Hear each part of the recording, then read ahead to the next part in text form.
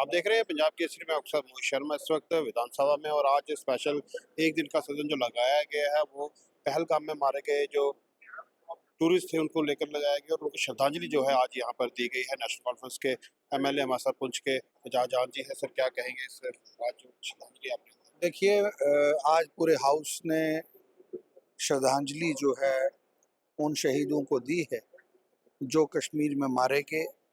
उनके घर वालों के साथ इस दुख में हमारे लोग वहाँ पे खड़े हैं और साथ साथ जो लोकल हमारे जो वहाँ पे आदिल जी ने जिस तरीके से अपनी जान गंवा के एक मैसेज दिया कि जम्मू कश्मीर के लोग टूरिस्ट को और अपने मेहमान के लिए अपनी जान दे सकते हैं, उनके लिए भी हमने जो है खराज अकीदत पेश की। और आज के इस दिन में ऑनरेबल प्राइम मिनिस्टर साहब से और होम मिनिस्टर साहब से गुजारिश करूंगा कि जितने बच्चे जम्मू कश्मीर के इस मुल्क के बाहर और इस मुल्क के अंदर जहाँ कहीं भी पढ़ रहे हैं या कोई मजदूरी कर रहा है, लेबर का काम कर रहा है, जिस तरीके भी काम कर रहे हैं, उनकी सुरक्षा की जिम्मेदारी भी जो है वो उनकी बनती है। उनको वहाँ पे अपने अपने इलाके में प्रोटेक्ट किया जाए, उनके रोज़गार को प्रोटेक्ट किया जाए, ताकि ये जो कोशिश इस मिलिटेंट ऑर्गेनाइजेशन ने की है कि किस तरीके से एक डिवीजन किया जाए दो कम्युनिटीज़ के अंदर, हमें उसको भी रोकना है।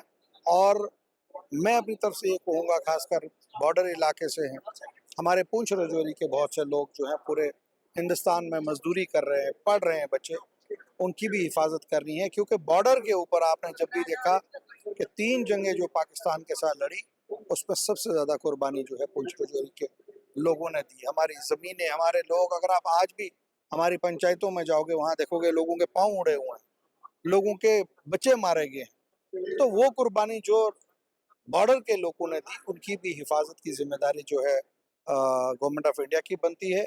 और जम्मू कश्मीर सरकार को जो कदम वो उठा रहे हैं बाहर जो हमारे लोग के हैं उनकी प्रोटेक्शन के लिए, मैं समझता हूँ उसमें और जो है मज़ीद इजाफा करना चाहिए।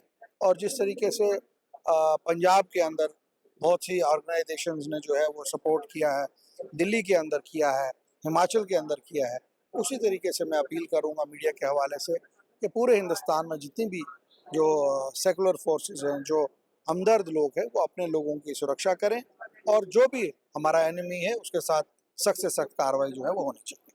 तो महराज मलिक जी हैं और बात करेंगे आज जो श्रद्धांजलि अंदर दी गई। सर क्या कहेंगे महराज मलिक जी, क्या कहेंगे इसके बाद असेंबली में सबकी बात हो रही है।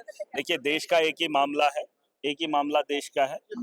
देश को इन्होंने जो यहाँ पर माहौल बना कर दिया पिछले 5-6 दिनों में, जो मातम हुआ है, उस मातम का जवाब देने के लिए पूरा हिंदुस्तान इकट्ठा हुआ है। अब सरकार के हाथ में ये चीजें हैं। अब सरकार अगर थोड़ा सा संज्ञान ले तो यकीनन जवाब देने का वक्त आ गया, पाकिस्तान को जवाब देने का वक्त आ गया। रहेंगे एमएलए जो हमारे साथ इस वक्त राजौरी से हैं और आज जो श्रद्धांजलि जो विधानसभा में दी गई है, क्या कहेंगे? देखिए, बड़े दुख का माहौल है। हमने 26 अपने जो टूरिस्ट थे जो देश में यहाँ घूमने आए थे हमारे पहलगाम में, उनकी निर्मम हत्या की गई। आज हाउस ने यूनानिमसली उनको खराज अकीदत पेश की गई है। और ये जो हमला है ये हमारे देश पे हमला है और सारा देश एकजुट है इस वक्त। और जो ऑल पार्टी मीटिंग हुई आज असेंबली में भी यूनानिमस रेजोल्यूशन मूव किया गवर्नमेंट ऑफ इंडिया के लिए कि वो कोई भी एक्शन करना चाहती है, असेंबली उनके साथ है, सारे विधायक उनके साथ। मेरे साथ इस वक्त डॉक्टर रमेश्वर जी हैं और बात करेंगे आज जो श्रद्धांजलि विधानसभा में दी गई। सर क्या कहेंगे? देखिए, ये जो अभी ये हादसा हुआ ये बड़ा ही दर्दनाक था और शर्मनाक हादसा था, जो पूरे भारतवर्ष में इसको कंडेम्ड किया गया। उसी संदर्भ में आज एक असेंबली बुलाई गई थी जिसमें जितने भी हमारे जवान शहीद हुए हैं, लोगों ने जान गंवाई है, उनको श्रद्धांजलि। लेकिन मैं मानता हूँ सच्ची श्रद्धांजलि वही होगी जिस दिन इस चीज़ का फैसला जो है, इस चीज़ का जवाब जो है पाकिस्तान को मुंह तोड़ जवाब दिया जाएगा। कहा जाता है कि जंग जो है किसी मसले का रास्ता नहीं है, हल नहीं है, लेकिन अगर वो रास्ता जंग से होके जाता है तो वो जंग जो है जायज़ है, जंग होनी चाहिए। रोज़ रोज़ के इस मसले से हर एक तंग है, हर परेशान है। और काफ़ी अरसे के बाद ये देखने को मिला है, इस हादसे के बाद, इस हमले के बाद ये देखने को मिला है कि पूरा कश्मीर एकजुट होके पाकिस्तान के अगेंस्ट खड़ा हुआ है, भारत के फेवर में। और वो भी ये चाहता है कि रोज रोज के इस हमलों से एक बार की जंग जायज है और हो जानी चाहिए, आर पार का फैसला हो जाए और पाकिस्तान को मुंह तोड़ जवाब दिया जाए, ताकि दोबारा से इस तरीके के कारनामे करने से पहले पाकिस्तान हजारों बार सोचे। रेजोल्यूशन जो लाया गया, क्या ये रेजोल्यूशन एकजुट रेजोल्यूशन था और यही बीजेपी की डिमांड थी? आज चूंकि स्पेशल सेशन था, एक दिन का सेशन था, और इसमें जो ओबिचुरी रेफरेंसेस और रेजोल्यूशन को पास करना था, हालांकि अच्छी शब्दावली थी रेजोल्यूशन में। हमारी तरफ से एक दो अमेंडमेंट्स रेज हुई थी, आपने सुना होगा।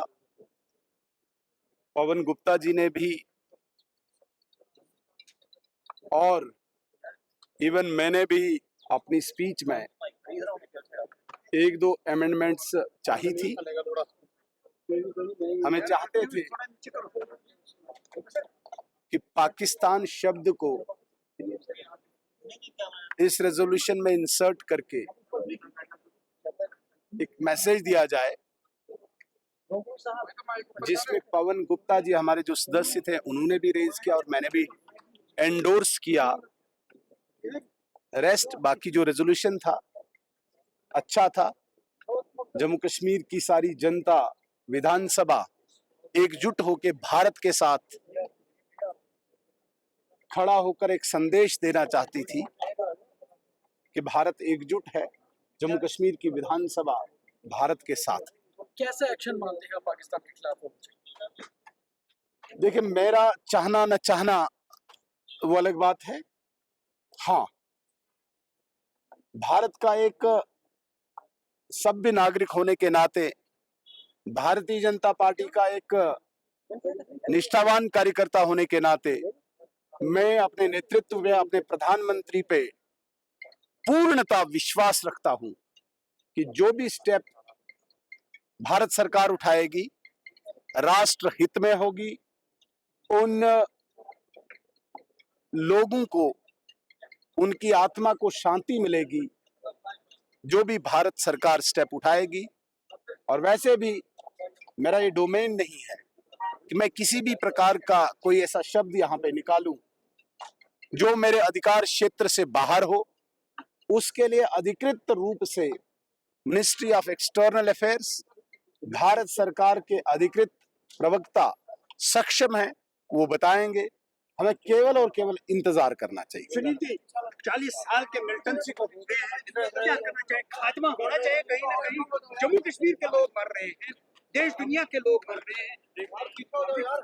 भारत सरकार कमिटेड है, प्रतिबद्ध है, और भारत सरकार ने काफी ऐसे ठोस कदम आपने देखे होंगे उठाए हैं, जिसमें आपने देखा यहाँ की कानून व्यवस्था, यहाँ का अलगाववाद, यहाँ के पत्थरबाज को पूर्णतः अंकुश लगाया।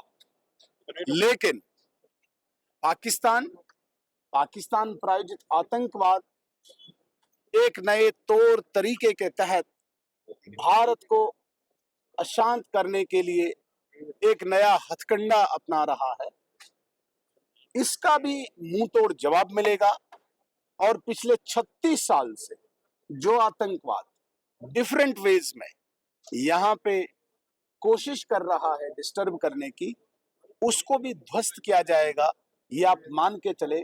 क्योंकि एक दृढ़ इच्छा शक्ति वाली सरकार इस वक्त केंद्र में है, जिन्होंने जो कहा आज तक वो करके दिखाया।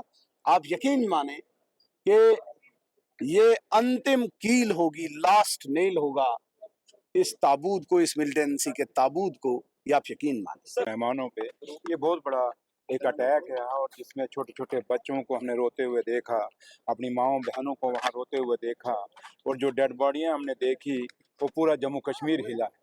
और ये खाली हम ये कहें कि ये एक पहलगाम पे अटैक हुआ है, ये पहलगाम पे अटैक तो हमारे मेहमानों पे अटैक तो हुआ ही हुआ है, उसके साथ साथ जो हमारे जो जम्मू कश्मीर का जो लोगों का इकॉनमी थी उसके ऊपर भी अटैक हुआ है। और जहाँ तक ताल्लुक है कि आज जैसे कश्मीर बाहर निकला है, ये बहुत बड़ी बात है। इससे पहले भी अटैक होते थे, कई लोग ये चलाते हैं नहीं जी वो इकॉनमी का अपना बिजनेस खत्म हो रहा है इसलिए कि वो लोग निकले हैं, ऐसी बात नहीं। इससे पहले भी कितने अटैक हुए, कितना कुछ वहाँ उजड़ा, लेकिन कभी कश्मीर कश्मीर बाहर नहीं निकला वहाँ सड़कों पे, लेकिन ये एक ऐसा हादसा था, एक ऐसा अटैक था जिसके लिए कश्मीर ने सब कुछ, जम्मू कश्मीर और ख़ासकर कश्मीर के लोगों ने सब कुछ छोड़ छड़ा के एक ही बात तैयार की कि अब है तो अब कभी नहीं होना चाहिए, और हम ये दुआ करेंगे कि ये दोबारा अटैक अगर कुछ है ही नहीं। ये थे हमारे साथ विधायक जिन्होंने बात की, और आज विधानसभा जो लगाई गई थी उस पे लेकर आज जो एक श्रद्धांजलि का जो कार्यक्रम यहाँ पर रखा गया था।